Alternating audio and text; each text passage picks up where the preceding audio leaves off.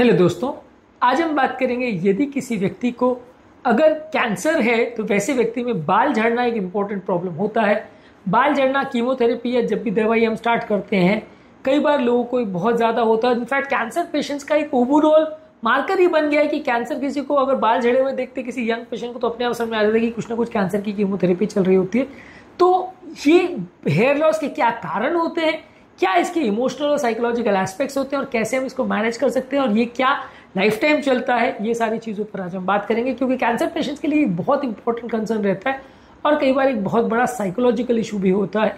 इस एस्पेक्ट को भी आज डिस्कस करेंगे। टॉपिक पर जाने से पहले जो लोग हमारे चैनल पर नए हैं उन्हें रिक्वेस्ट करूँगा कि चैनल को सब्सक्राइब करें, वीडियोस को लाइक करें, शेयर करें, फॉलो करें, कमेंट करें, पूरा देखें।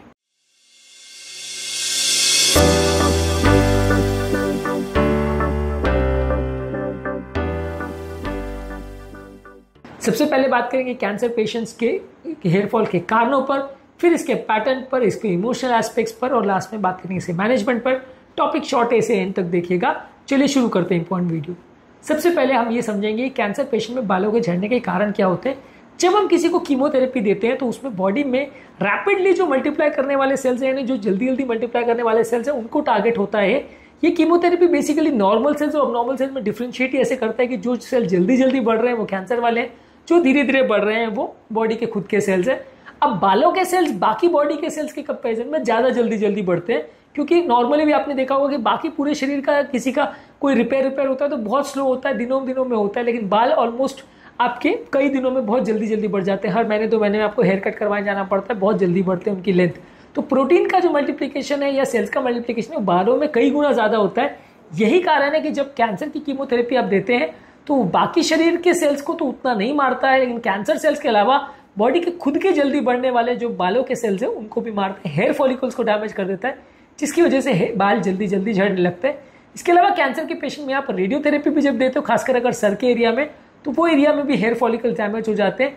इससे भी कई बार मर जाते हैं आपके बालों के जो फॉलिकल्स हैं। इसके अलावा जब आप टारगेटेड थेरेपीज या इम्यूनोथेरेपीज देते हैं तो इससे भी बाल पतले होते हैं और इससे भी बाल झड़ते हैं। तो ये जो भी थेरेपी आप देते हो ये रैपिडली मल्टीप्लाइंग सेल्स को मारती है, इसकी वजह से हेयर फॉलिकल डैमेज होते हैं और बाल झड़ते हैं। ज़्यादातर जब उसका पैटर्न ये होता है कि जब कभी भी आप कीमोथेरेपी देते हो तो उसके 1 से 3 हफ्ते के अंदर बाल झड़ना चालू होते हैं और ज़्यादातर ये सर के, आईब्रोज के, आईलैशेस के और पूरे बॉडी के बाल लगभग झड़ते हैं। ज़्यादातर ये अगर रेडिएशन रिलेटेड हो तो जिस एरिया में आप रेडिएशन दे रहे हो वहीं पे ज़्यादातर चालू होता है और थेरेपी चालू होने के कुछ दिन बाद चालू होता है। कीमोथेरेपी में ज़्यादातर 1 से 3 हफ्ते के अंदर चालू हो जाता है और ये पूरे शरीर का होता है। रेडियोथेरेपी में पर्टिकुलर जिस एरिया का है वहाँ पे होता है। सबसे बड़ा इसके साथ प्रॉब्लम ये है कि हालांकि ये प्रॉब्लम बहुत सीवियर नहीं है और बाल ज़्यादातर केस में वापस आ जाते हैं, लेकिन पेशेंट को जब तक ये होता रहता है बहुत ज़्यादा उसको साइकोलॉजिकल बर्डन होता है, वो सोसाइटी में बाहर नहीं निकल पाता है, कंटिन्यूसली उसको कैप पहनना पड़ता है या उसको छुपाना पड़ता है। कई लोग उसकी वजह से बहुत ज़्यादा डिप्रेशन में चले जाते हैं बालों के झड़ने की वजह से। हालांकि ज़्यादातर लोग को ये सांत्वना दी जाती है कि बाल अपने आप वापस आ जाएंगे, लेकिन कई बार वापस नहीं भी आ पाते, कई बार उतने अच्छे नहीं भी हो पाते हैं। कई बार लंबी कीमोथेरेपी चलती तो हर साइकिल के साथ बाल झड़ते हैं। तो ये सारी चीज़ें अपने आप में बड़ी इशू होते रहते हैं, जिसकी वजह से इमोशनल साइकोलॉजिकल एस्पेक्ट इसका ज़्यादा है। हालांकि ये कैंसर के मैनेजमेंट का बहुत सीरियस एस्पेक्ट नहीं है, बहुत डेंजरस एस्पेक्ट नहीं है, बहुत डेंजरस साइड इफेक्ट नहीं माना जाएगा, लेकिन पेशेंट के लिए ये बहुत साइकोलॉजिकल इंपैक्ट करता है, पेशेंट को मेंटली बहुत डिस्टर्ब करता है। बाकी किसी भी साइड इफेक्ट के कंपेरिजन में जो वॉमिटिंग वगैरह होता है या जो बाकी चीज़ें होती है वो पेशेंट की साइकोलॉजी को इतना अफेक्ट नहीं करता जितना कि ये बालों को झड़ना करता है। तो साइकोलॉजिकल एस्पेक्ट इसका ज़्यादा इंपॉर्टेंट है। मैनेज कैसे करेंगे? यदि किसी व्यक्ति को अगर बहुत ज़्यादा कीमोथेरेपी इंड्यूस प्रॉब्लम हो रही है तो कीमोथेरेपी के दौरान सर के एरिया को कूल करने के लिए कूलिंग स्कैल्प कैप्स आते हैं, कोल्ड कैप्स आते हैं, उससे बालों को या सर को ठंडा रखने से आपका बालों का झड़ना कम हो सकता है। इसके अलावा आप सर के बालों के यूज़ करने के लिए बहुत माइल्ड शैम्पूज का या बहुत ज़्यादा माइल्ड क्रीम्स का प्रयोग करें। कोई भी बहुत ज़्यादा उसको मसाज वगैरह नहीं करे, हेयर स्टाइलिंग बहुत ज़्यादा नहीं करे, बालों के साथ जेंटल रहे, बाल कच्चे हो जाएंगे और तुरंत झड़ेंगे, तो ज़्यादा ध्यान रखिए। इसके अलावा अगर बहुत ज़्यादा बाल झड़ रहे हैं तो टेम्परेरी आप कोई कैप पहन सकते हैं, विग पहन सकते हैं या हेड कवरिंग्स पहन सकते हैं ताकि लोगों को दिखाई ना दे और आपको बाहर निकलने में बहुत ज़्यादा शर्म का एहसास ना हो।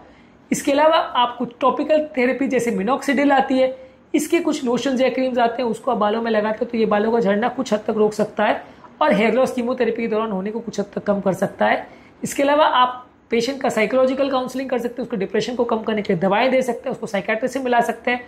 आसपास के लोगों को जिनको इस तरह का प्रॉब्लम हुआ है और उनके बाल वापस आ गए उनसे मिलवा सकते हैं, सपोर्ट ग्रुप बनवा सकते हैं ताकि पेशेंट को थोड़ा अच्छा लगे और उसको बहुत ज़्यादा डिप्रेशन ना हो। ज़्यादातर इस तरह की कीमोथेरेपी के बाद 3 से 6 महीने के अंदर बाल वापस आ जाते हैं। हालांकि बालों का टेक्सचर और कलर पहले से अलग हो सकता है।